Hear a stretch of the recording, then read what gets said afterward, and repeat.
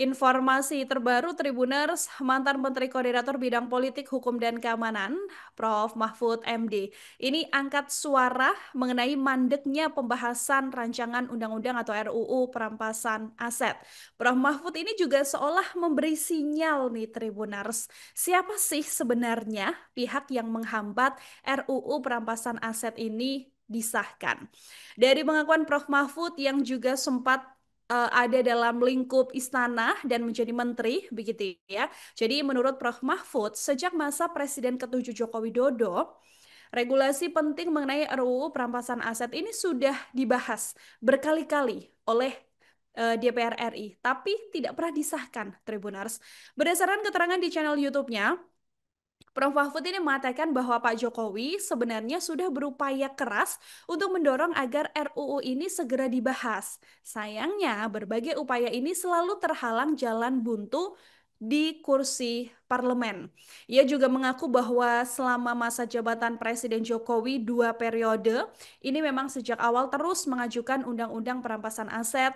Macet pertama kali di 2018 sudah diajukan ke DPR, tapi tertunda, sudah hampir selesai, dan terakhir hanya sisa materi yang membahas soal nantinya akan diletakkan di mana barang-barang rampasan ini.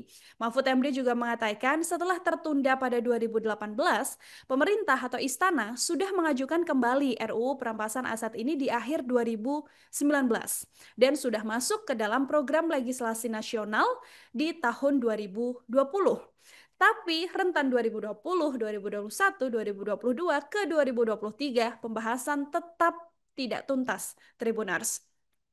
Jadi ketika sudah selesai di tingkat pembahasan, tinggal dibawa ke paripurna dan disempurnakan sedikit saja, tapi toh nyatanya tidak pernah diselesaikan.